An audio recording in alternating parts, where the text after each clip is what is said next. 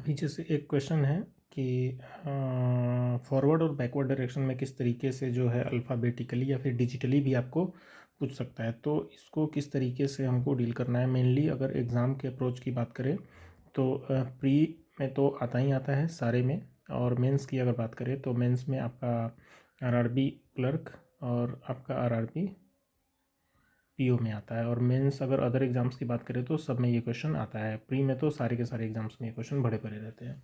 तो देखते हैं कि इससे क्वेश्चंस को जो है वो कैसे सॉल्व किया जा सकता है कम समय में, और उसके बारे में सीखेंगे। बहुत लोग जो गलती करते हैं इस क्वेश्चन को करने का, वो ये करते हैं कि पेपर पे लिख लेते हैं, जैसे बटरफ्लाई हो गया, और उसके बाद एक एक को जो है वो करके देखते हैं। ऐसे बहुत लोग क्या करते हैं कि इसका नंबर लिख लेते हैं, जैसे B2 हो गया, U21 हो गया, और इस तरीके से 2 3 4 5 ऐसे करके जाते हैं। बट सबका अपना अपना होता है, जिसको जिस तरीके से सेट कर गया उस तरीके से कर सकते हैं। हम देखेंगे कि इस क्वेश्चन में जो है हम किस तरीके से इस क्वेश्चन को कर सकते हैं। सबसे पहले इसमें लिखने की कोई भी ज़रूरत नहीं है, जैसे पेपर पे पेन पेपर पे लिखते हैं, सीधा जाना है और अपने कर्सर को जो है यहाँ पे रखना है। और जो अगर जैसे राइट हैंड से आप माउस अगर चला रहे हो तो लेफ़्ट हैंड में 1 2 3 4 आपकी उंगलियां जो है वो काम करनी चाहिए, कि अगर एक मिल रहा है तो वहाँ पे एक उंगली उठाएंगे और 2 3 ऐसे करके करेंगे। तो जैसे मान लो कि यहाँ पे मार्कर में लेके गया तो बी से स्टार्ट होने वाला है, तो CDEFGHIJ यहाँ पे नहीं आया, कोई UVWXYZAB नहीं आया, TUVWXYZ नहीं आया, TUVWXY एक आ गया, EFGHI नहीं आया, RSTU नहीं आया, FGHLMYZLMNOPQRS नहीं आया, FGHIJKL नहीं आया, RST एक आ गया, UVW नहीं आया, EFGHITUVW TU 3 आ गया। तो ओवरऑल यहाँ तक जो है UB 3 आ गया।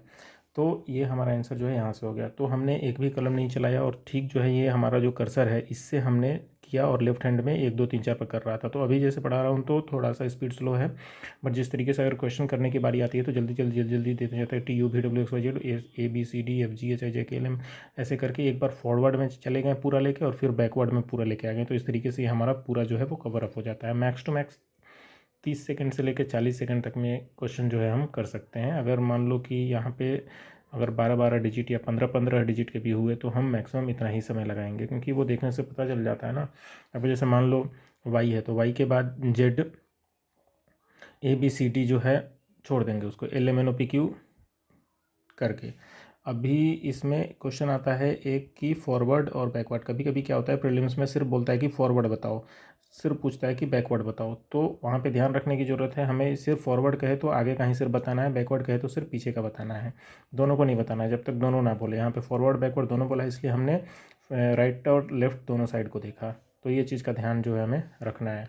तो इस तरीके से इस चीज़ को जो है हमें सॉल्व करना है। जैसे मान लो यहाँ पे एक और है, जैसे एप्पल है, इसको अगर बोले तो ए पे यहाँ पे कर्सर रखो, BCDE एक आ गया, उसके बाद PQRS नहीं, PQRS नहीं, LM नहीं, EFGHI नहीं, LMN PQR तो एक ही आ रहा है इसमें। तो इस तरीके से जो है इसको हमको जल्दी जल्दी करना है। 5 डिजिट का था। अभी एक और देख लेते हैं, जैसे मान लो एलिफेंट है, ELEPHANT एलिफेंट है। इसको अगर हमें देखना है कि फॉरवर्ड और बैकवर्ड दोनों में जो है वो कितने आ रहे हैं, तो स्टार्ट करते हैं। जैसे यहाँ पे रखा EFGHIJKL नहीं, LMNOPQR नहीं, EFGHIJ नहीं, HGHIJKABCLMNOPQRST